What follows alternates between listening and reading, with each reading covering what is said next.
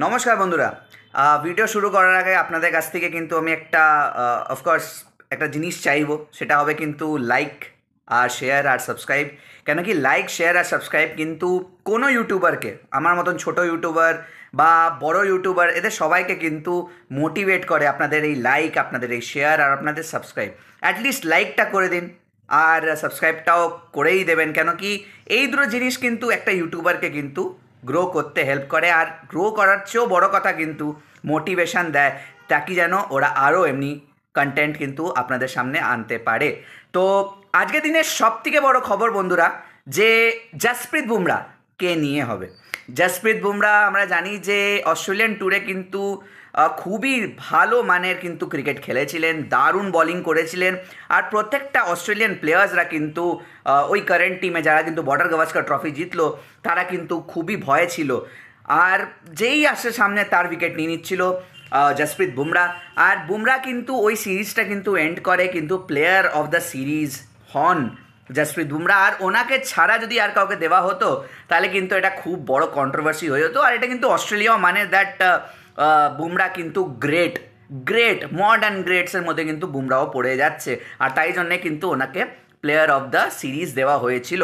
তো এখন বন্ধুরা সব থেকে লেটেস্ট নিউজ ইজ দ্যাট কি জসপ্রীত বুমরাকে কিন্তু আইসিসি অনার করেছে with the player of the month ডিসেম্বরে। হ্যাঁ বন্ধুরা, 33খানা wicket in the Border Gavaskar trophy, প্রত্যেকটা ম্যাচে গিয়ে নিয়ে সেমনি লেভেলের বোলিং করা, ইঞ্জুরি থাকা সত্ত্বেও বোলিং করে নিয়ে 3খানা উইকেট ফার্স্ট ইনিংসে নেওয়া, আর তারপর আবার ব্যাটিং করতেও নেওয়া। সেটা কিন্তু অফকোর্স কারেজ শো করে একটা একটা একটা প্লেয়ারের, যে কত ভালো সে খেলে নিয়ে নিজের কাজটা করতে পারে, নিজের টিমকে হেল্প করতে পারে। তার কিন্তু অফকোর্স ফল দিল কিন্তু আইসিসি, যে প্লেয়ার অফ দ্য মান্থ ডিসেম্বরের কিন্তু ট্রফিটা বা একটা মেডেল, একটা ছোট্ট একটা কয়েনের মতন মেডেল হয়, সেটা কিন্তু দেওয়া হবে জসপ্রীত বুমরাকে। বাট অফকোর্স জসপ্রীত বুমরা কিন্তু নমিনেটেডও হয়েছেন প্লেয়ার অফ দ্য ইয়ারের জন্য। তো জানি না বন্ধুরা, ওটা এখনও কিন্তু অ্যাওয়েটেড রয়েছে, আর এটা কিন্তু ভোটিং ওয়াইজ হচ্ছে। তো আমি আশা করছি যে ইন্ডিয়ান্সরা ভরে ভরে জসপ্রীত বুমরাকে ভোট দিয়েছেন, আর অফকোর্স জসপ্রীত বুমরাকে দেওয়াই উচিত।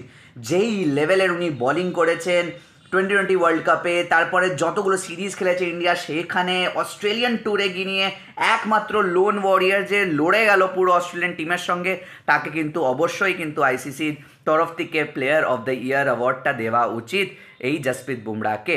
তো এই ছিল বন্ধুরা জসপ্রীত বুমরার নিয়ে খবর। আর আজকের দিনে কিন্তু সব থেকে বড় খবর বন্ধুরা, যেটা কিন্তু খুবই পুরো ছড়াছড়ি মার্কেটে আর পুরো ছড়াছড়ি কিন্তু সোশ্যাল মিডিয়াতে, ইজ দ্যাট কি নতুন বিসিসিআই এর guideline for Indian cricket team. আর নতুন গাইডলাইন মানে আমরা জানি যে কালকে কিন্তু বিসিসিআই নিউ সেক্রেটারি অ্যানাউন্স হয়েছে, তারপরে নিউ গভর্নিং বডিটাও অ্যানাউন্স হয়েছে। তো এখন ওরা এসে নিয়ে নানা রকমের প্রমিসেস দেবে যে হ্যাঁ আমরা এটা করবো, আমরা ওটা করতে চাই, আমরা সেটা করতে চাই। তো সেমনি কিছু একটা প্রমিস এখন এমনি বেরিয়েছে গাইডলাইন হিসাবে, যে এই গাইডলাইন আমরা দিলাম, যেটা কিন্তু ইন্ডিয়ান ক্রিকেটার্সদেরকে কিন্তু ফলো করতে হবে। কোন গাইডলাইন বন্ধুরা, চলুন দেখা যাক।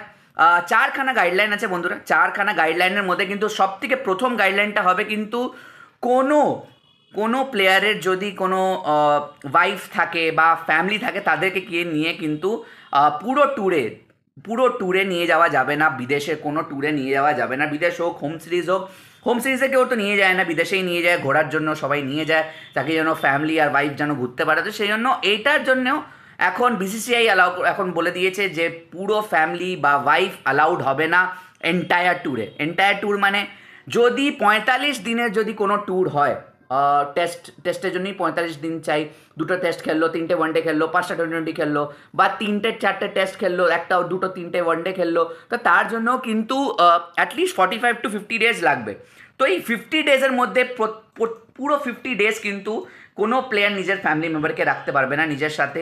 ম্যাক্সিমাম 14 ডেজ মানে 2 সপ্তাহ কিন্তু নিজের প্লেয়ার্সরা নিজের ফ্যামিলিদের সাথে থাকতে পারবে, নিজের অফকোর্স হোটেলে, যেখানে কিন্তু টিমসরাও থাকে সেখানে। তার চেয়ে বেশি কিন্তু থাকতে দেওয়া হবে না। May it be a captain or a senior player or a junior player, কোনো 2 সপ্তাহর বেশি কিন্তু কোনো প্লেয়ারের ফ্যামিলি মেম্বার্স বা ওয়াইফকে থাকতে দেওয়া হবে না উইথ দ্য টিম। সেকেন্ড খবরটা বন্ধুরা, যে সেকেন্ড পয়েন্টটা গাইডলাইনের মধ্যে, সেটা হবে কিন্তু প্লেয়ারদেরকে কিন্তু টিম বাসে ট্রাভেল করতে হবে, না কি সেপারেট কোনো ভেহিকালে বা সেপারেট কোনো গাড়িতে বা বাসে কোথাও যাওয়া যাবে না। প্লেয়াররা যখন টিমের সাথেই যাবে, ট্রাভেল করবে, may it be to the ground before the match বা কোনো প্র্যাকটিস সেশনে যাচ্ছে, তখনও কিন্তু শুধুমাত্র বাসেই কিন্তু ট্রাভেল করবে প্রতিটা টিম। কোনো এক্সট্রা গাড়ি বা কোনো ফ্যামিলির সাথে যাওয়া আসা এটা কিন্তু হবে না। যদি আপনাদের ফ্যামিলি আপনাদের সঙ্গে থাকছে, তারপরেও কিন্তু টিম বাসে আপনাদেরকে কিন্তু প্র্যাকটিস করতে, ম্যাচ খেলতে যেতে কিন্তু টিমের সাথেই যেতে হবে। এটা কিন্তু একটা ভালো জিনিস, কেন কি ওইটাতে প্রথমেই কিন্তু এই টিম বাসে কিন্তু অনেক হাসি মজাক হয়, প্লেয়ারদের সঙ্গে বন্ডিং হয়। সো এই টিমের যে বন্ডিংটা কিন্তু এই team bus, team dressing room এখান থেকেই কিন্তু বাড়ে। আর আমার মতে এইটা একটা খুব ভালো পয়েন্ট যে প্রতিটা প্লেয়ার, সিনিয়র প্লেয়ার হোক, জুনিয়র প্লেয়ার হোক, সবাই কিন্তু টিম বাসে থাকে, সবার সঙ্গে সবাই কথা বলে, আর তার মধ্যে থেকে কিন্তু একটা ওই টিম বন্ডিংটা কিন্তু বেরিয়ে আসে। আর আজকের দিনের কিন্তু লাস্ট যে গাইডলাইনের পয়েন্টটা সেটা হচ্ছে কিন্তু যদি কোনো প্লেয়ার কোনো খারাপ পারফরমেন্স করে কোনো সিরিজে, may it be a test match or a one day or a T20, কোনো প্লেয়ার যদি কোনো সিরিজে খারাপ পারফরমেন্স করে তাহলে কিন্তু তাদের পে কাট হবে।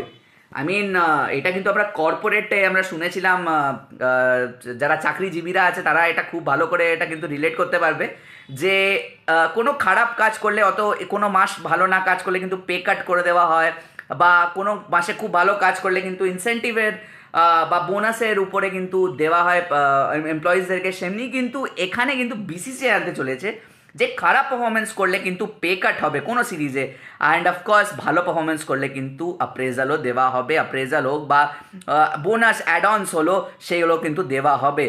আর আস্তে আস্তে যদি কোনো প্লেয়ার খারাপ খেলতে থাকে, প্রতিটা সিরিজে 2-3টে সিরিজ যদি খারাপ খেলতে থাকে, তাহলে কিন্তু বার করে দেওয়া হয়, যেটা কিন্তু আমরা কর্পোরেটেও কিন্তু আমরা দেখি যে কন্টিনিউয়াসলি খারাপ কাজ করতে করতে কিন্তু এমপ্লয়িকেও বার করে দেওয়া হয়। তো বিসিসিআই কিন্তু এই রুলটাও কিন্তু এখানে এনেছে যে তাহলে বিসিসিআই এই রুলটা এনে নিয়ে দেখতে চাইছে যে প্লেয়াররা কি পয়সা দিয়ে খেলতে ভালো পারবে, নাকি এদের মধ্যে সত্যি ওই দেশপ্রেমের ভাবটা আছে, সেটাই দেখবার জন্য মনে হয় আমার বিসিসিআই এই গাইডলাইনটা এনেছে, এই লাস্ট গাইডলাইনটা, যে poor performance in a series will lead to a pay cut. তো জানি না বন্ধুরা, এবার এতগুলো ওই 4খানা গাইডলাইন্স বার করেছে বিসিসিআই ফর ইন্ডিয়ান প্লেয়ার্স। আর এটা কিন্তু দেখা যাক, কেন কি বর্ডার গাভাস্কার ট্রফি হারার পরে কিন্তু পুরো বিসিসিআই, পুরো ইন্ডিয়ান টিমের ফ্যান্সরা কিন্তু পুরো হিলে রয়েছে, আর খুবই রাগে রয়েছে কি কেন টেস্ট ম্যাচে এমনি পারফরমেন্স কেন হলো। আর অফকোর্স কোচিং স্টাফের উপরও রেগে রয়েছে। তো আর আজকের দিনে কিন্তু বোনাস খবর যে কোচিং স্টাফ চেঞ্জ হচ্ছে না বন্ধুরা, কোচিং স্টাফ চেঞ্জ হচ্ছে না। গম্ভীরের সঙ্গে 2027 এন্ড অবধি কিন্তু চুক্তি রয়েছে বিসিসিআই এর। তো এই চুক্তিবদ্ধতা কিন্তু শেষ হবে না গম্ভীর আর বিসিসিআই এর মধ্যে। বিসিসিআই জানিয়ে দিয়েছেন ব্যাপারটা।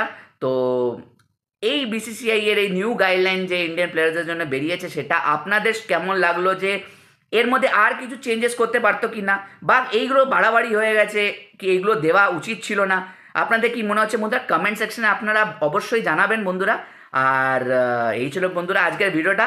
আপনারা যদি এই ভিডিওটা ভালো লেগে থাকে তো অবশ্যই লাইক করবেন, শেয়ার করবেন, আর সাবস্ক্রাইব করতে ভুলবেন না চ্যানেলটা, কেন কি নিচে লাল বাটন দেওয়া রয়েছে, ওটা টিপে দিন প্লিজ।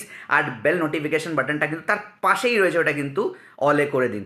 তো এই ছিল বন্ধুরা আজকে ভিডিওটা এই পর্যন্তই বন্ধুরা। দেখা হচ্ছে আবার অন্য কোনো ভিডিওতে। ততক্ষণের জন্য ভালো থাকবেন, সুস্থ থাকবেন, নমস্কার।